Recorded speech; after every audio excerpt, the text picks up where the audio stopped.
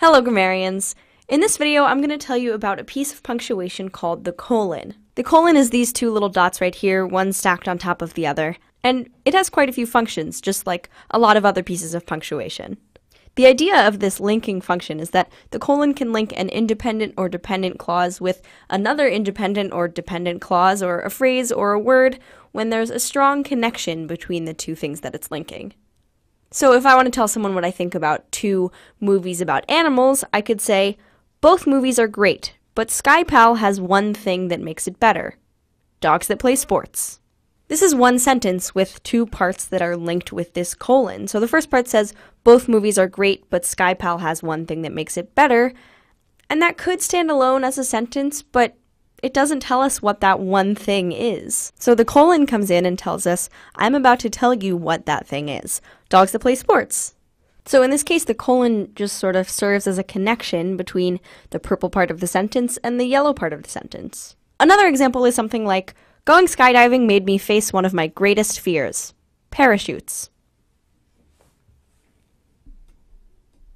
Right, again, this colon is sort of linking these two parts of the sentence where one answers an unanswered question from the first part, like, what is this greatest fear? Well, it's parachutes. The colon is here to link between this whole independent clause and the word parachutes. I could just as well say, going skydiving made me face one of my greatest fears, period. That's a perfectly fine sentence.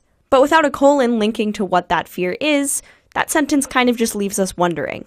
So another sort of subset of the colon's ability to link things is that it can introduce things. One thing that the colon can introduce is a list.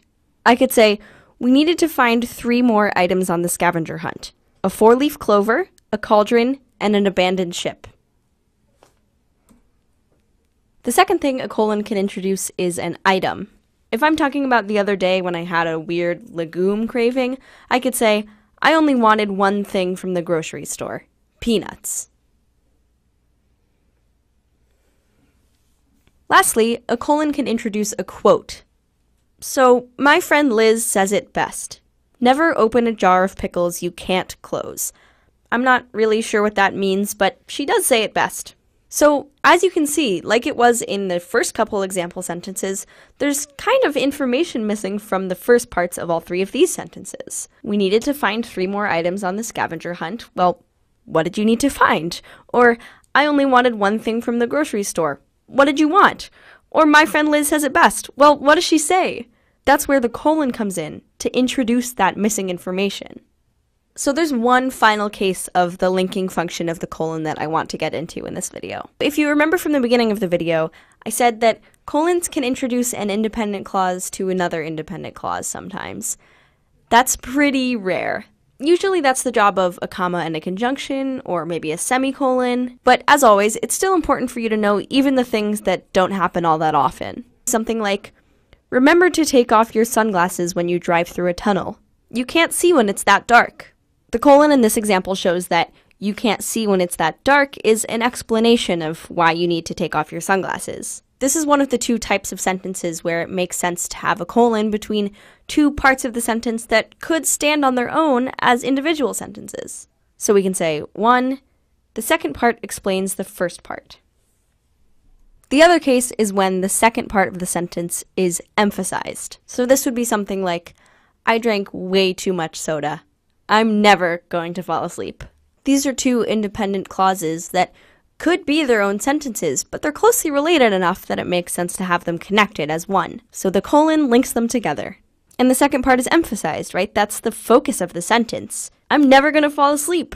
So in these 2 sentences, we can see that the colon can connect to parts that can stand alone as their own sentences, right? Whether it's 2 independent clauses, like in the second sentence, or an independent clause that's technically connected to a dependent clause, but can stand alone. Now, okay, this usage is really uncommon. I really want to stress that. Usually when we're uniting 2 independent clauses, or at least 2 parts of a sentence that can stand on their own as individual sentences, we're going to use a comma and a conjunction, or a semicolon. But in the case that the second clause or the second part of the sentence is emphasized or explaining the first clause, then you'll want to use a colon. Just keep that in mind. Usually this independent to independent clause linking happens with a semicolon and not a colon. But regardless, this is important to know. It's possible in these specific cases. What's most important for you to take away is that the colon can link things and introduce things as part of its many functions. And that's the linking function of the colon. We've got independent clauses, dependent clauses, phrases, words, and introductions for lists and items and quotes. You can learn anything. Page out.